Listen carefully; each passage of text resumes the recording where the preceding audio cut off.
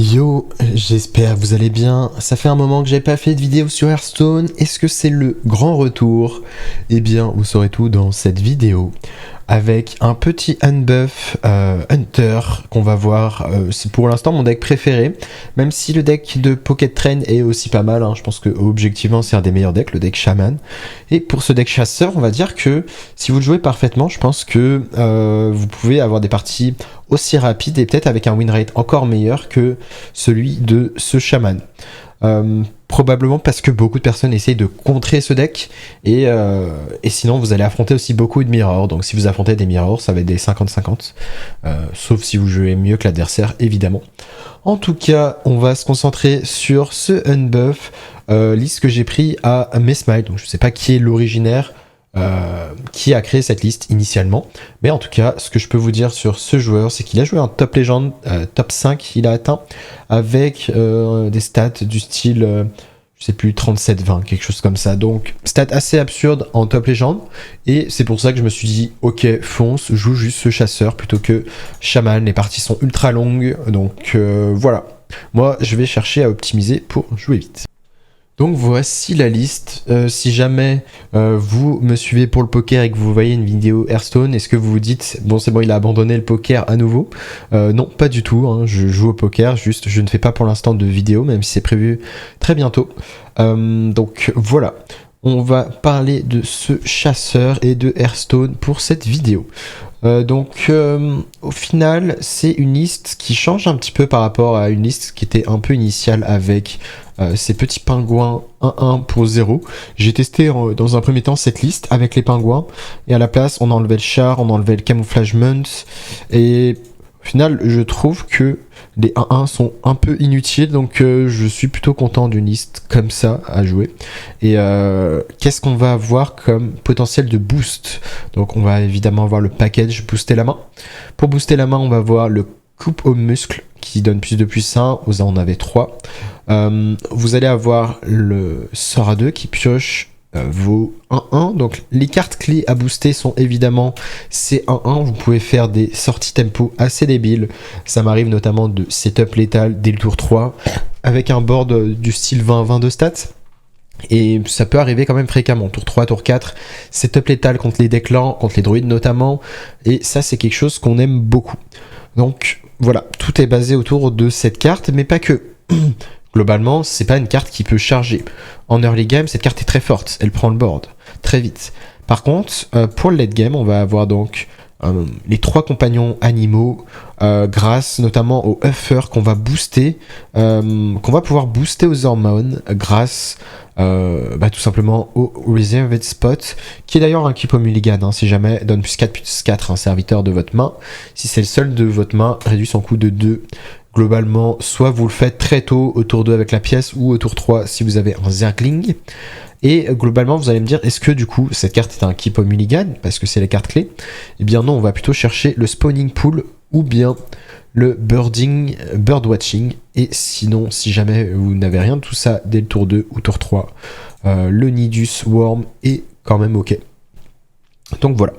Et comment on va pouvoir booster notre Uffer? On va avoir le char qui inflige 7 points de dégâts à un serviteur et qui donne l'excédent à un serviteur allié.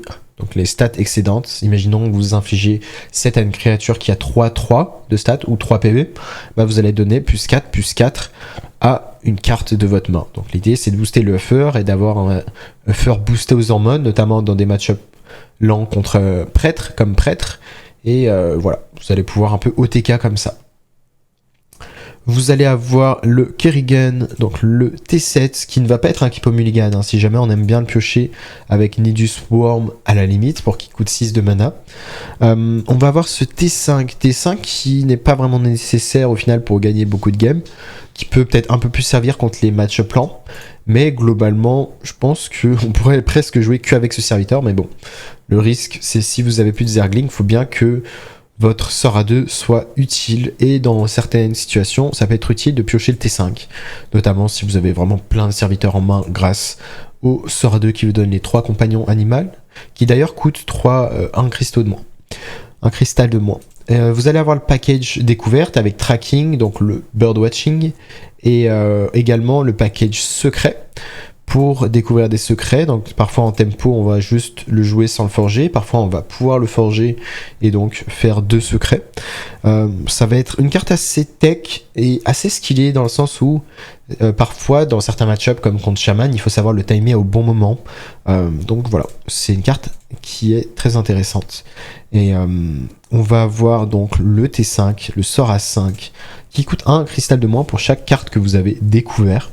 Et on va avoir l'arme à 4 avec le package, le spell à 3 Celestial Shot qui inflige 3 et votre prochain sort à plus 2 spell damage. Donc on a également le sort à 1 qui synergise bien, inflige un point de dégâts, invoque un serviteur de ce coup. Donc si vous avez fait plus de spell damage, vous allez invoquer un T3. Et globalement, on a fait le tour de la liste et on va maintenant se retrouver en game, peut-être pour un passage légende. Nous voici dans cette première game contre un chasseur. Et donc pour ce qui est du mulligan, ici, est-ce qu'on a envie de garder quelque chose? Obtenir 3 animaux, enfin les 3 compagnons animaux, c'est un peu trop lent. Donc on va vraiment tout renvoyer. Et rechercher notre lieu, rechercher un Zergling qu'on pourrait booster grâce au spell à 3. Si jamais vous avez déjà quelque chose comme le lieu, on pourrait considérer de garder le sort à 1, le couple of muscles, le coupe aux muscles pour booster justement déjà un Zergling. Ok, donc ici on va évidemment pas jouer tempo ce Zergling, on va faire le sort de buff en espérant booster au maximum notre Zergling, parce qu'on a pioché ce T5 qu'on n'est pas content d'avoir en early, notamment pour toutes les synergies buff du deck. Mais c'est pas grave. Globalement, il y a déjà une question de qu'est-ce qu'on fait prochain tour si on booste Zergling. Donc c'est un peu comme le poker, il y a vraiment beaucoup de similitudes avec le poker. Le fait notamment d'anticiper tous les scénarios possibles. Et je pense que c'est pour ça que du coup, les joueurs de Hearthstone ont des aptitudes au poker, globalement. Donc là je pense qu'on va faire coupe aux muscles et si on booste le Zergling on va le jouer maintenant. Ça nous permet du coup de garder la pièce qui peut être très intéressante soit pour pièce double secret prochain tour pour vraiment freiner l'adversaire dès le prochain tour, soit pour pièce T4, enfin pièce au tour 4, soit juste pour faire un meilleur tour prochain tour. Donc voilà, sachant que en fait si on faisait coupe aux muscles il y avait 50-50 que ça booste 7-4-6, j'avais pas envie de prendre le risque et du coup de perdre la pièce, globalement. Et là, vu le tour lent que notre adversaire nous a fait, je pense que je vais partir en double secret, notamment parce que j'ai une bonne synergie au tour 4 avec cette 2-5, et du coup tour 5 je pourrais jouer le Ranger Gilly, et ici le Ice Trap est vraiment parfait. Avec ça, on va prendre quoi? On va prendre peut-être Bait and Switch, pour ralentir l'adversaire, même si je pense que Hayden est mieux parce que c'est pas garanti qu'il attaque un de nos serviteurs et je pense qu'il y a 80% de chances qu'il utilise tout son mana prochain tour, voire plus. Donc autant s'assurer d'avoir un tour 3 et donc un serviteur sur le board. Donc ouais, globalement là je pense que notre adversaire va pas pouvoir faire grand chose cette game, voilà, il va peut-être même juste concede maintenant. Du moins ça serait une bonne idée. Bien sûr, s'il le fait pas, faut pas lui en vouloir, mais quand il va voir un T3 en plus, ok, là je pense que c'est un peu la fin pour notre adversaire. On pourrait jouer les compagnons animaux, mais je pense que le play safe, c'est juste d'aller jouer ces 2-5 taunts. Ici intéressant, on a notre Alien Encounters, mais je pense que c'est plus intéressant de tenter de la découvrir à nouveau avec un tracking, parce qu'on pourrait jouer les deux littéralement. Et voilà, c'est ce qui vient de se passer. Et si notre adversaire est une personne raisonnable, il concede parce que on ne peut pas s'en sortir de ce spot avec chasseur.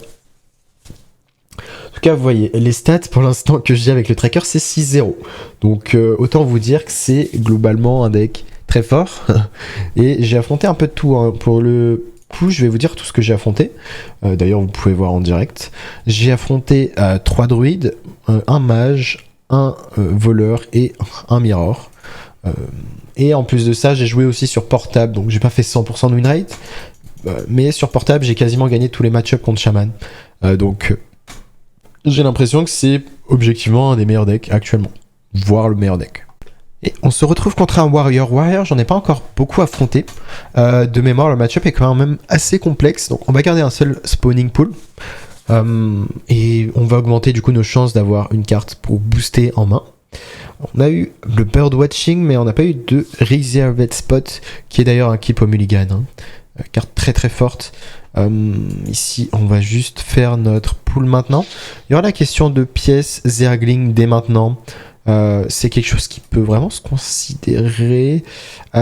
Pourquoi? Parce que là, globalement, imaginons que notre adversaire pose le totem 0-2. Donc là, on reparle de identifier ce que peut faire l'adversaire. S'il pose un totem 0-2, on est très content de pouvoir le trade. Et ici, intéressant. Je pense qu'on va attendre un tour avant de booster. Globalement, je préfère avoir 3 serviteurs que juste une 3-2 en faisant le birdwatching. Et en plus de ça, si on attend un tour, on pourra avoir une 3-2 supplémentaire, donc plutôt qu'une 1-1. Et ça, c'est très plaisant. Ok. Est-ce qu'il me reste un dans le deck? Ouais, j'ai failli prendre peur. Mais oui, il nous reste bien un Zergling dans le deck. On va essayer d'éviter de jouer celui-là, vu qu'il n'a pas l'information qu'on l'a en main. On va double trade, évidemment. Et connecter 8 de dégâts. Il va lui falloir une AOE, globalement. Sinon, il va pas être dans un spot très bien. On a peut-être même létal le prochain tour. Donc, en plus de ça... Ok. Là, typiquement, on parlait de spots spécifiques. Ah... On parlait de spots spécifiques où ça devenait intéressant de faire notre secret. Là, globalement, pour tourner autour des AOE, ça peut être intéressant. Ce qui est sûr, c'est que ça, on va le jouer. La question, c'est est-ce qu'on veut jouer double serviteur à côté? Déjà, est-ce qu'on a l'étal? 3, 6, 9, 12, 14. En fait, on a juste l'étal. Je sais pas pourquoi on se prend la tête. Hein. Dans la vie, on aime bien se prendre la tête alors que parfois, on a juste l'étal. Voilà. Et on suit du coup tour 4, un guerrier avec 2 mana restants. Voilà. C'est quand même un deck assez solide, hein, qui arrive à battre potentiellement des match-ups mauvais, tour 4. Donc quand vous faites une bonne sortie, ce deck est vraiment monstrueux. Et on est contre un druide, bonne nouvelle, on est à 3-0 pour l'instant contre les druides. Ce qui peut se passer parfois, c'est que votre main perd tout seul, mais statistiquement, pour être à 8-0, c'est que ça arrive quand même très très peu. Donc on va réfléchir à est-ce qu'on a envie de jouer le Zergling maintenant. Je pense qu'on va le faire juste parce qu'on a un tour 2. On va probablement faire un secret sur tour 2. L'idée, c'est quoi? C'est d'avoir de l'empêcher d'Hero Power un de nos Zerglings. Et on va voir... intéressant. Je pense qu'on va quand même prendre le bait and switch pour vraiment l'empêcher de Hero Power nos créas. Ce qu'il faut dans ce match-up, c'est être hors de portée de swipe. Ok. Intéressant. Là, on est globalement sur une sortie de type plante. Je pense qu'on va forger notre secret et on va attendre. On espère qu'il fasse l'erreur de trade une 1-1. Normalement, il devrait juste jamais attaquer. Il n'y a pas d'intérêt. Ok. Il n'a pas peur de freezing trap. Là, on est typiquement dans une game où on va être un peu lent. Oh, j'ai parlé un peu vite. On va birdwatching. Et ici, on va jouer... J'ai plus de créa, je suis con. Ok. Dommage. C'est le problème, hein, c'est que des fois vous allez piocher les 2 Zerglings, sauf que là c'est la première fois que ça m'arrive. Et du coup, c'est la vie. Ici on se retrouve rect. Est-ce qu'on a envie d'ice trap ou freezing trap? Étant donné qu'il a l'air de faire l'erreur d'attaquer, je pense pas qu'il fasse l'erreur d'attaquer pour être honnête. Du coup, on va plutôt prendre ice trap. Tout s'envisageait globalement ici, mais bon, s'il fait l'erreur d'attaquer avec 3 secrets, je pense que c'est pas très smart. Ok, ça fait partie des games lentes où on va jouer le ranger au final. On a un T3 qui s'invoque. Après que votre adversaire joue un serviteur, se transforme en copie 3-4 de celle-ci. Ok. Ok, je pense qu'ici on va augmenter nos chances de rusher avec une 1-1 Zergling. Et si ça boostait le Ranger, on était globalement... On perdait la game, je pense. Et ici, est-ce qu'on a envie de jouer une Zergling ou pas? Je pense qu'on peut. Globalement, il a joué un Malfurion Gift. Et ce qui veut dire que là, si en top deck Evolution Chamber, on a potentiellement létal.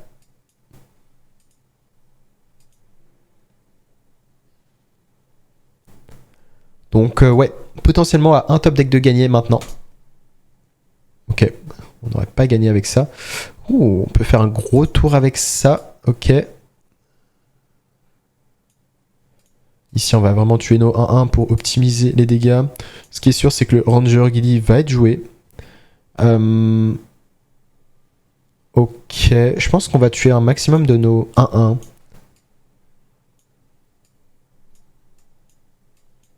Et garder les créatures avec le plus de PV et d'attaque en vie.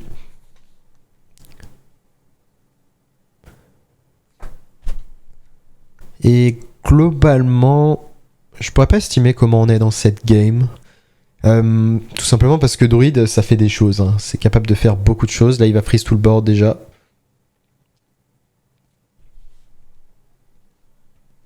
Et il va falloir piocher. Là, typiquement, c'est la première fois que cette carte ne fait absolument rien.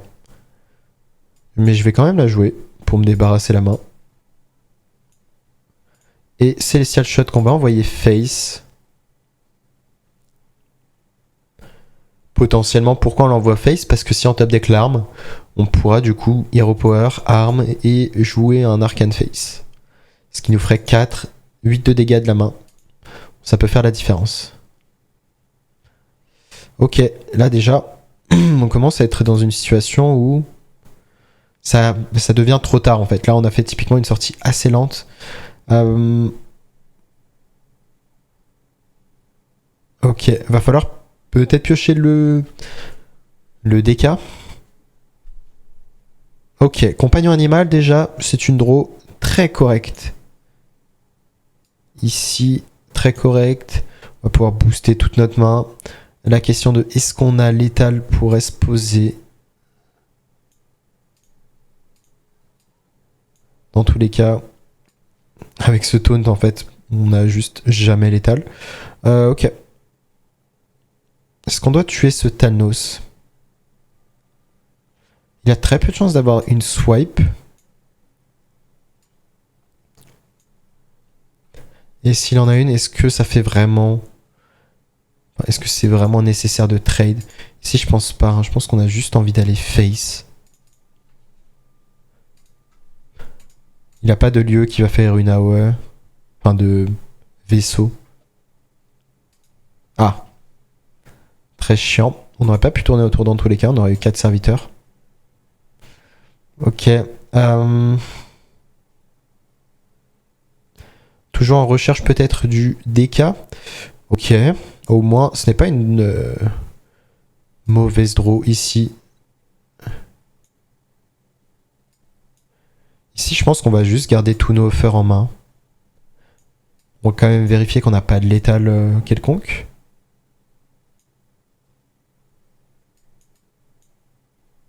Ouais, je pense que j'aime bien tout garder. Enfin, tous les offers, quoi.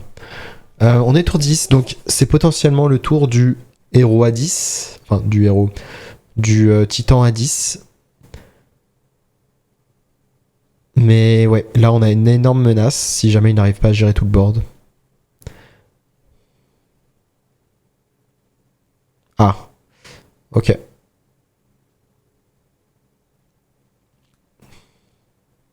Ouais, compliqué hein, ce Ziliax qui se respawn à l'infini. Très très dur. Est-ce qu'on va jouer tout dans tous les cas? Je pense que oui. Je pense que oui. On peut y report maintenant. Dans tous les cas, ça casse l'armure. Même s'il va se soigner. On va trade ici. Ok. Il y aurait la question de l'ignorer, littéralement. Parce que sinon, ça coûte un peu trop cher en trade. Ok.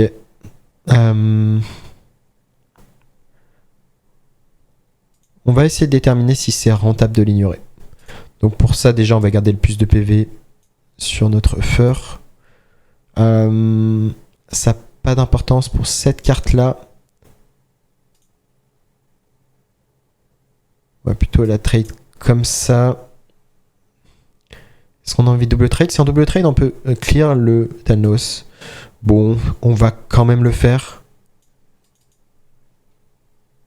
Même si, bon, a priori c'est trop tard pour gagner cette game. On a 14, 20, 23, mais il a trop de PV. Et voilà, il vient de piocher Eonar, du coup c'est fin de game. On a essayé de bien se battre, mais là, trop de Ziliax malheureusement. Et sortie un peu trop lente. Mais on voit que malgré une sortie très lente, bah, s'il n'y avait pas cette réinvocation, ces réinvocations de Ziliax, il y avait game quand même. Il y avait matière à gagner.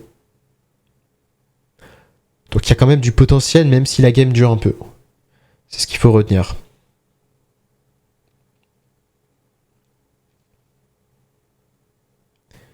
Ok, swipe. Est-ce qu'il va y repower la 6-1 ? Ouais. Et le seul out maintenant, ce serait de piocher le DK. Sinon, on peut FF. Et on a un char. Est-ce qu'on a envie de se dire on continue la game ? Non. Pas d'intérêt ici. Dommage. Et on se retrouve contre un voleur où on va juste garder Birdwatching. Globalement, ici, les autres cartes ne sont pas d'équipe. Et je sais pas si certains d'entre vous se souviennent, mais j'avais tenté une vidéo ASMR sur Hearthstone. C'est quelque chose que je considérais à faire au poker globalement. Globalement parce que j'ai aussi un meilleur micro qu'avant. Donc vous me direz si vous trouvez qu'il est bien meilleur. Normalement il y a moins de bruit parasite, on va dire. Et là on va avoir une très bonne sortie au passage. Avec Birdwatching sur tour 2. Cette fois-ci les Zerglings sont dans le deck. Donc voilà, en tout cas, c'est vrai que sur Hearthstone et au poker, je pense que c'est deux endroits où l'ASMR peut bien s'y prêter. Ok, la question c'est est-ce qu'on a envie de pièces buff, de pièces le Zergling ou pas ? Enfin, pièces buff, vous avez compris. Je pense qu'on peut le faire parce que dans tous les cas, notre tour 4, il n'y aura pas de synergie autre que jouer une carte à 4 de mana. Ce qui veut dire que... ok, est-ce qu'il a prévu de faire un truc ? On est peut-être rect, hein, il a peut-être le counter parfait qui tue tous nos serviteurs. Silence, il en a 2. Bien joué, next. Peut-être. Ok, bien joué d'avoir eu la réponse parfaite ici. Avec un early parfait aussi. Donc voilà. N'hésitez pas à me faire vos retours. Maintenant que j'ai un micro un peu meilleur. Ok. Je vais quand même réfléchir à quel est le meilleur play maintenant. Je pense qu'on va faire les taunts. Même si cette game, face à cette sortie absurde, est juste perdue. Globalement. Mais voilà. Il faut vraiment qu'il y ait les réponses parfaites pour vous battre. Et que derrière, là, on voit que notre main est très lente. Du coup, on a une carte qui est spécialement bonne si on a le board. On a une arme à 4 trop lente et des sorts de buff, 3 sorts de buff qui ne font rien en l'occurrence, vu qu'on n'a pas d'autres serviteurs. Donc ça se joue à chaque fois vraiment à pas grand chose quand on perd les games. Et donc là on est vraiment tombé, j'en ai marre de dire donc, hein, mais c'est un tic qu'il faut que j'enlève. On a le Zergling. Numéro 2. Ok. On va le booster à fond aux hormones. J'aurais dû jouer lui, my bad. Il a l'information qu'on en a 2 en main. Du coup... Les Alien Counters qui sont nos meilleurs amis dans ce match-up. Ok, est-ce qu'il a encore un moyen de tuer comme ça on pourra FF cette game et aller à la prochaine rapidement. Globalement... Ok, il a le deuxième sort. Après il pioche tellement vite que c'est presque normal qu'il y ait. Ok. GG, next. Et nous voici contre un Hunter contre lequel on va rien garder ici. Même le petit spell à 1, le Shimmer Shot, on pourrait se dire pourquoi pas, mais non, on veut vraiment chercher notre combo, nos lieux.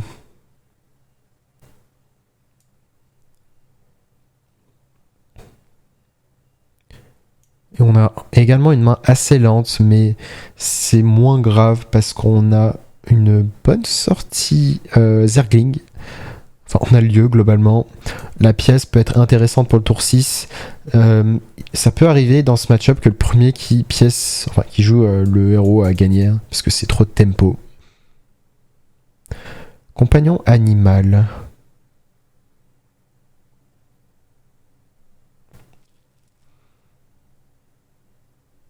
je pense qu'on peut obtenir les compagnons maintenant. Pour avoir des tours de Misha prochain tour par exemple. Ah. Ok. Bon, ça sent mauvais. Ça sent mauvais ici.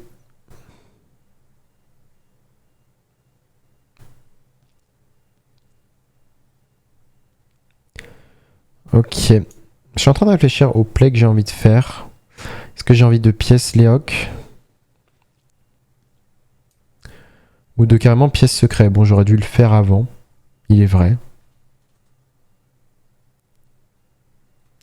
Si je compte pièce secret. J'ai bien envie de garder la pièce. Hein. Je pense que typiquement c'est le genre de game où ça peut se jouer à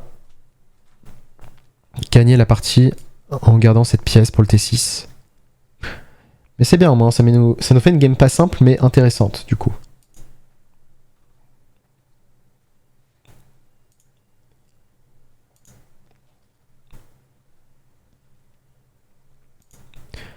On espère quoi? On espère qu'il n'ait pas de quoi trade la 4-4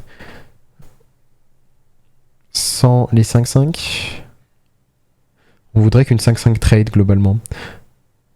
Et à la limite, on pourra char prochain tour selon ce que ça booste. Si ça booste notre 1-1...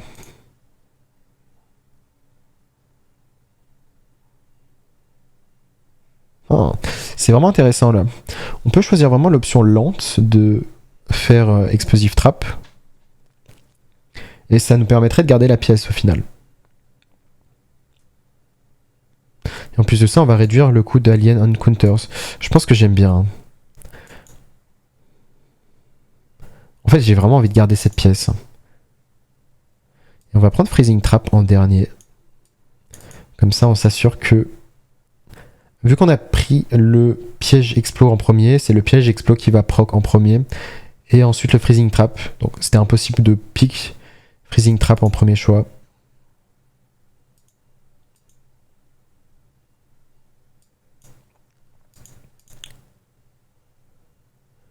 Ok. Ça va peut-être nous ralentir. À voir. La question c'est est-ce qu'il va prendre Ice Trap ou pas? Il doit voir qu'on a envie de garder cette pièce.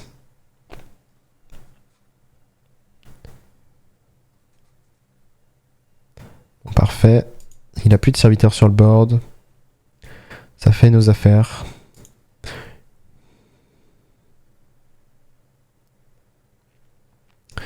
Parfait, on a un spell qui coûte pas trop cher pour tester. Le anti-spell. Alors que fait cette carte?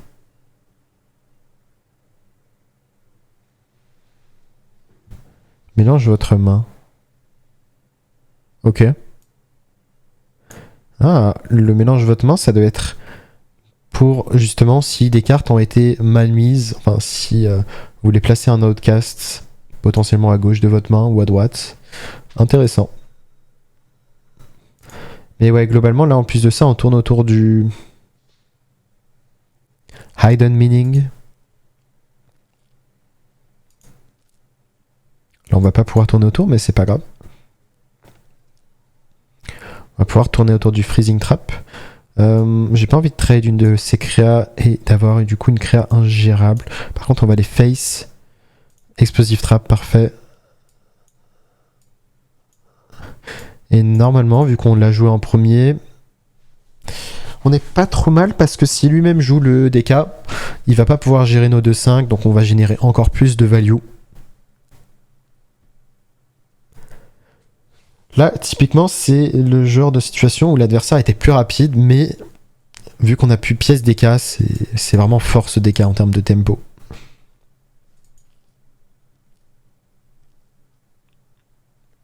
On est quand même assez haut en PV, il a utilisé tous ses sorts réservés de spot, il pourra pas booster des Uffers, globalement. Ok. Pourquoi il met toutes mes créates de PV, il a le héros?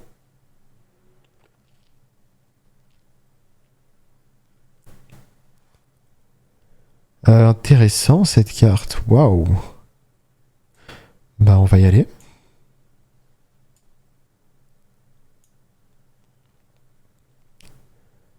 Donc on sait que c'est pas... Ok. On va jouer ça. Voilà, pour tourner autour de ça et du coup avoir le trade ici, tout en gardant nos deux créatures en vie. Et la question de est-ce qu'on a envie de jouer un Zergling en plus? Je pense pas, du coup on aurait pu... Pas forcément tracking first, parce que si c'était le rat 6-6, on voulait pas jouer de troisième carte. Donc les orders sont ok. Ici, on va prendre réservé de spot, probablement pour réduire le... Enfin, pour pouvoir OTK avec Uffer potentiellement. On a la main full, mais c'est pas grave. Et il a en effet le DK, c'est pour ça. C'est pour ça qu'il a joué comme il a joué.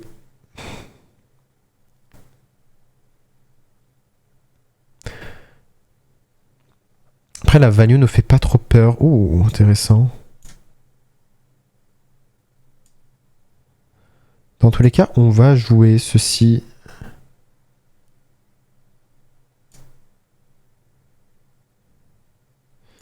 Est-ce qu'on préfère faire Alien Encounters? Je pense, on a envie de protéger nos créas.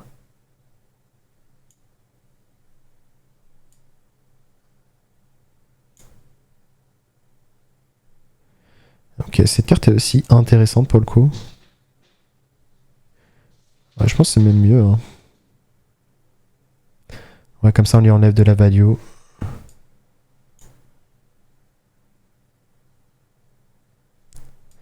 Bon, on lui tue pas de créa, mais c'est pas grave. L'idée, c'est vraiment de se vider la main pour avoir un Uffer très très gros. A priori, il n'y aura pas vraiment de gros taunts chez notre adversaire.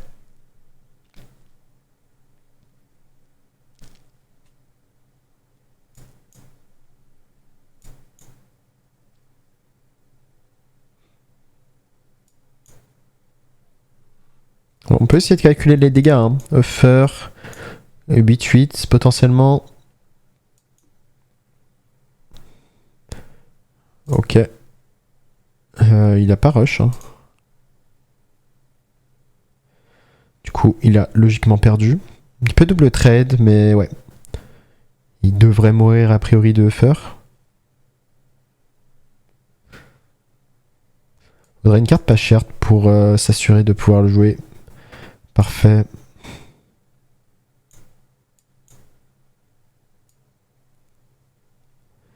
Bon, si on veut le booster aux hormones, allons. Soyons fous. Comme ça, exact létal. Parfait, un gros bébé. Et c'est la mort adverse. Bon, on n'aura pas fait de si gros stats que ça. J'aurais voulu faire une vidéo plus longue. Maintenant, si vous voulez plus de vidéos sur ce chasseur, notamment pour avoir un peu plus de gameplay dessus, n'hésitez pas à me le dire. Dans tous les cas, je vais pas faire des vidéos forcément régulièrement. Peut-être que si au final vous êtes intéressé par voir des vidéos juste quand je serai en top légende, n'hésitez pas à me le dire. Si ça vous dérange pas que ce soit le même deck, juste pour plus de gameplay, un peu tryhard en fait, parce que c'est un peu l'approche que j'ai de Hearthstone, n'hésitez pas à me dire. Sur ce, je vous dis à très bientôt pour une nouvelle vidéo et tchuss.